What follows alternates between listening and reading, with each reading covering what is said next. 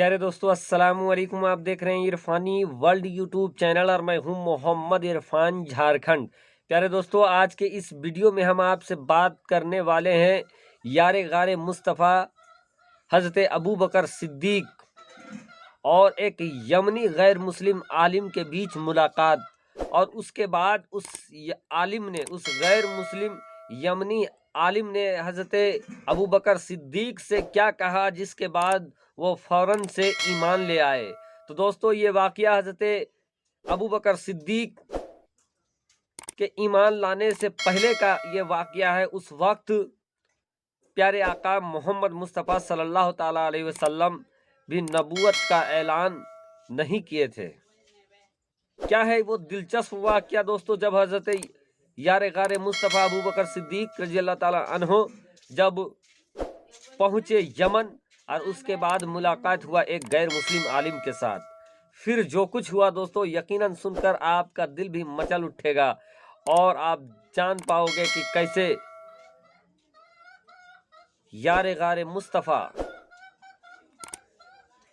जिनको प्यारे आका मोहम्मद मुस्तफ़ा सल्लल्लाहु ताला अलैहि वसल्लम से वो उल्फत और वो मोहब्बत थी जिसका अंदाज़ा लगाना भी मुश्किल है, उन्होंने फ़ौरन से ईमान कबूल कर लिया, एक्सेप्ट कर लिया। वीडियो का आगाज़ करें उससे पहले यकीनन आप भी प्यारे आका मोहम्मद मुस्तफ़ा सल्लल्लाहु ताला अलैहि वसल्लम और यारे आका हज़रत अबू बकर सिद्दीक रज़ी अल्लाह ताला अन्हो के चाहने वाले हैं।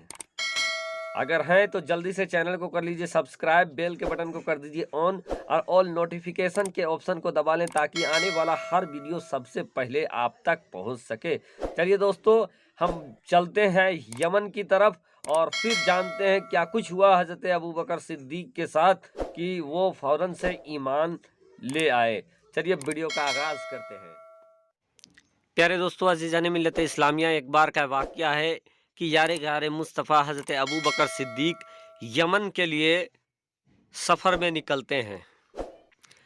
जब हज़रत अबू बकर सिद्दीक यमन के लिए निकलते हैं तो रास्ता तय करने के बाद जब वो यमन पहुंच जाते हैं तो यमन में उनको एक आलिम से मुलाकात होती है। वो आलिम जब हज़रत अबू बकर सिद्दीक को देखता है तो देखने के बाद काफ़ी हैरत ज़दा हो जाता है। दोस्तों, ये जो आलिम थे ये काफ़ी ज़ईफ़ भी थे, और ये जब हज़रत अबू बकर सिद्दीक को देखते हैं, इनके रुखसार को देखते हैं, अंदाज़ को देखते हैं, तो देखने के बाद हैरत में आ जाते हैं। और हैरत में आने के बाद उनको बुलाते हैं, और बुलाने के बाद ये कहते हैं कि आप में जो खूबियाँ नज़र आ रहा है, मैंने आपके बारे में अपने किताबों में पढ़ा है, और आप जो आखिरी नबी हैं उनके वजीर में जो खूबियाँ बताया गया है वो तमाम खूबियाँ आप में पाया जा रहा है। ये सुनना था कि हज़रत अबू बकर सिद्दीक काफ़ी हैरत में आ जाते हैं। उस वक्त हज़रत अबू बकर सिद्दीक ने ईमान भी एक्सेप्ट नहीं किया था, चूँकि नबूवत का ऐलान प्यारे आका मोहम्मद मुस्तफ़ा सल्लल्लाहु ताला अलैहि वसल्लम ने उस समय जब सफ़र में निकले थे, हज़रत अबू बकर सिद्दीक उस समय नहीं किए थे। अब जब ये बात उस आलिम ने हज़रत अबू बकर सिद्दीक को बताया तो बताने के बाद वो हैरत में आते हैं। हैरत में आने के बाद वो सवाल करते हैं कि आपको ये सब कैसे मालूम है? वो कहता है कि मैंने अपनी किताबों में आपके बारे में पढ़ा है, और जो आखिरी नबी के जो वजीर होंगे उनकी खूबियाँ आप में मैंने देखा है। सिर्फ एक चीज़ है जो आपके पेट के अंदर होना चाहिए, अगर आप ज़रा सा अपना कुर्ता उठाए तो मैं उस चीज़ को देख सकता हूँ جس کے بارے میں بتایا گیا ہے۔ بہرکیف حضرت ابوبکر صدیق ان سے اور بات کرتے ہیں، اور اس کے بعد یہ کہتے ہیں کہ تسلی کے لیے آپ دیکھنا چاہتے ہیں تو آپ دیکھ سکتے ہیں۔ جب وہ اپنا دامن کو اٹھاتے ہیں تو وہ غیر مسلم عالم جو چیز دیکھنا چاہتا تھا، بہت جگہ بالوں کا گچھا یعنی جھرمٹ جیسا بال اور کچھ جگہ کچھ داغ تھے، وہ اس کو نظر آتا ہے۔ دیکھتے ہی وہ چیخ پڑتا ہے، ہاں آپ بالکل وہی ہو جن کے بارے میں نے کتاب میں پڑھا ہے، اپنی کتابوں میں پڑھا ہے کہ جو آخری نبی کے جو وزیر ہوں گے ان میں یہ خوبیاں، یہ نشانیاں ہیں، اور وہ تمام نشانیاں آپ کے اندر ہے۔ اب یہ بات سننے کے بعد دوستو، حضرت یار غار مصطفیٰ اپنے یمن کے سفر کو طے کرنے کے بعد واپس مکۃ المکرمہ لوٹتے ہیں۔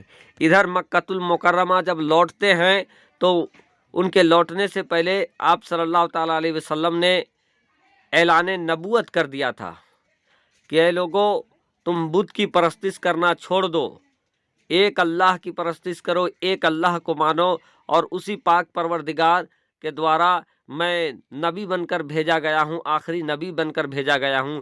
جیسے کہ موسیٰ کلیم اللہ آئے تھے، جیسے عیسیٰ روح اللہ آئے، اسی طریقے سے میں اللہ کا آخری نبی بن کر آیا ہوں، اور اے لوگو تم میری پیروی کرو اور ایک اللہ کا مانو، بت کی پرستش کرنا چھوڑ دو۔ اب یہ بات جب ہوئی تو جو مکہ کے جو بہت سارے قبیلے تھے، قبیلے کے لوگ کافی غصے میں تھے، لیکن چونکہ حضرت ابوبکر صدیق کا اس وقت بھی دھاک چلتا تھا، وہ انتظار کرنے لگے کہ سب سے پہلے، چونکہ ابوبکر صدیق اور پیارے آقا محمد مصطفیٰ صلی اللہ تعالی علیہ وسلم پہلے بھی جان پہچان ان لوگوں کی تھی، اب لوگ یہ انتظار کرنے لگے کہ کسی بھی طریقے کا ایکشن لینے سے پہلے ہم اس بات کو ابوبکر صدیق کے سامنے رکھیں گے، ابوبکر کے سامنے رکھیں گے، اور ان کے بعد ان کا جو فیصلہ ہوگا اس کے بعد ہم لوگ پیارے آقا محمد مصطفیٰ صلی اللہ تعالی علیہ وسلم کے خلاف ہم لوگ آواز اٹھائیں گے، ان کے خلاف ہم لوگ جو ایکشن لینا ہوگا وہ لیں گے۔ اب ابوبکر صدیق جیسے مکۃ المکرمہ آتے ہیں کہ سارے قبیلے کے لوگ ان کو گھیر کر یہ پورا معاملہ بتا دیتے ہیں۔ یہ تمام باتیں سننے کے بعد حضرت ابوبکر صدیق پیارے آقا محمد مصطفیٰ صلی اللہ تعالیٰ علیہ وسلم کی بارگاہ میں چلے جاتے ہیں، اور جانے کے بعد دستک دیتے ہیں ان کے دروازے میں۔ آقا صلی اللہ تعالیٰ علیہ وسلم اپنے حجرے مبارک سے باہر نکلتے ہیں، ابوبکر صدیق ان سے کہتے ہیں کہ آپ نے یہ جو کہا ہے یہ کیا ہے؟ آقا صلی اللہ تعالیٰ علیہ وسلم جو معاملہ تھا ابوبکر صدیق کے سامنے رکھ دیتے ہیں۔ یہ سننا تھا کہ حضرت ابوبکر صدیق آقا سے کہتے ہیں کہ ہم یہ کیسے تسلیم کریں کہ آپ اللہ کے نبی ہو۔ پیارے آقا محمد مصطفیٰ صلی اللہ تعالیٰ علیہ وسلم نے وہیں پر یمنی عالم اور ان کے درمیان جو کچھ بات ہوئی تھی وہ ابوبکر صدیق کو بتا دیتے ہیں۔ یہ سننا تھا کہ ابوبکر صدیق حیرت میں آ جاتے ہیں، اور اسی سمے وہ ایمان تسلیم کر لیتے ہیں۔